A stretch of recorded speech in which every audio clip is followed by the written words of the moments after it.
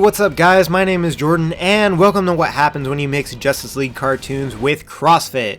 I don't know what that has to do with anything, but welcome to Nerdvana. Anyways, it is finally summer, which means 1. I'm no longer burdened by homework and tests for college, so I finally get to devote some time into these videos that I love making, and 2. It has now been over a year since Batman vs Superman Dawn of Justice came out. Personally, I really like the movie. While some parts weren't as great as previous movies or shows, I thought the overall movie was really good. Gal Gadot was amazing as Wonder Woman, and I can't wait for her solo movie, which will either come out in a couple of weeks, or will already be out, depending on how fast I make this video. Ben Affleck is now easily one of my favorite incarnations of Batman, which prompted me to buy Batman and Armored Batman from Hot Toys, which are 2 late review videos that I'll hopefully have out in the coming weeks, along with 18 other videos I've already recorded. But to my disappointment, the Hot Toys Armored Batman didn't include one of the most important items from the movie, the jar of Lex's pee. Just kidding, I'm talking about the Kryptonite spear. Luckily for me, and terrible for my checking account, the great Tony Mei has blessed us with another sacred project. So today we're going to be looking at Tony Mei's 3.0 6-scale Kryptonite spear. So if you're watching this video, you probably know who Tony Mei is. If not, all you really need to know is that he does a lot of custom projects, mainly for 1 6-scale items, as well as modifications that make great figures and statues even better. Also, he has dogs, which in my book makes him even cooler. But him and Crystal have done some amazing things, like their custom Christopher Reeve suit, custom wired and natural capes for nearly every Hot Toys Batman figure, 2 of which we actually own. They've also done custom comic and animated inspired figures, all of which look seriously amazing. I only wish I could afford to buy everything they make, but like I said, I'm still in college. But I'll link his Facebook profile and page down below so you can follow their work, and message him if anything catches your interest, and I'd be really surprised if nothing did. But anyways, let's take a look at the final version of this spear, which they designed and painted. Look at all the toys! Santa's been good to you, Lex. So first off, this spear comes in 3 separate parts: the Kryptonite head, the tail, and the shaft.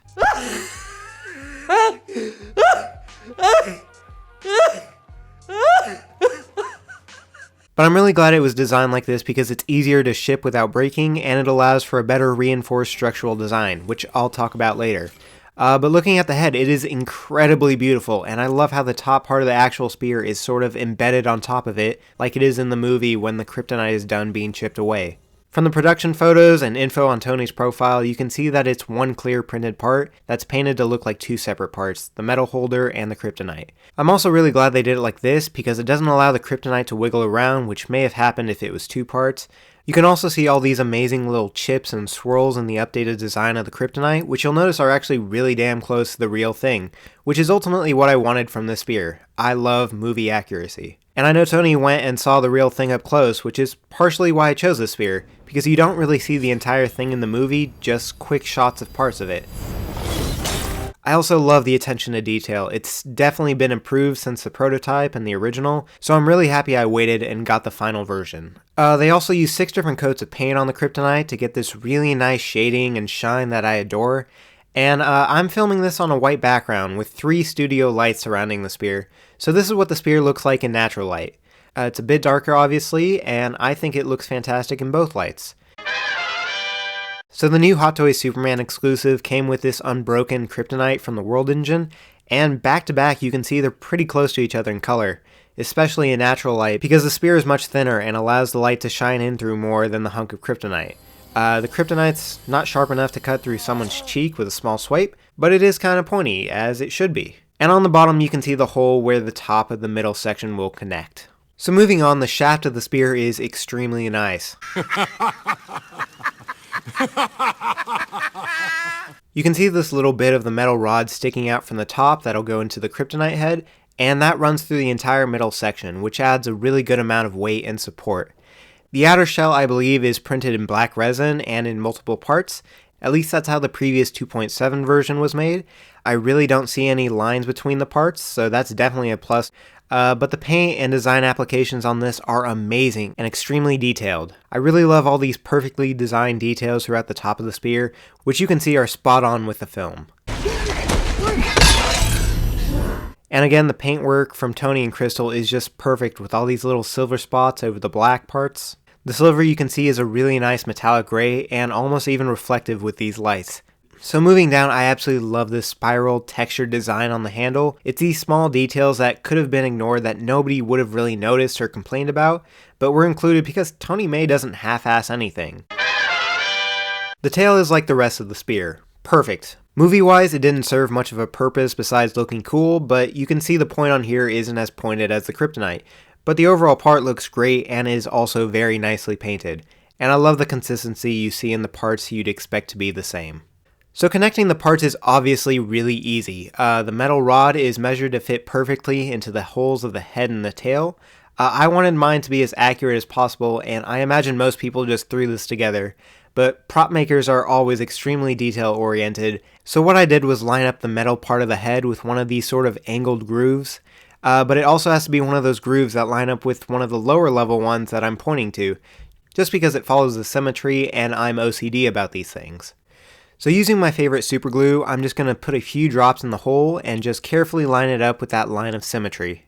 Now this stuff dries super fast, so you have maybe a good second or two to adjust it to where you like, but it looks like we've got a nice consistent line going down the middle of the spear.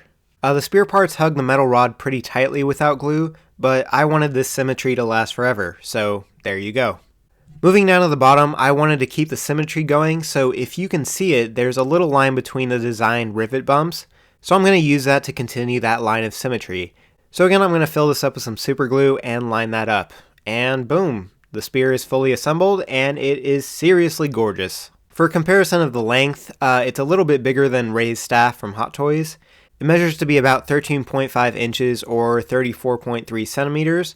Maybe someone wants to use those measurements to accurately build a 1/4 scale one for the new premium format figure, or maybe a life-size version.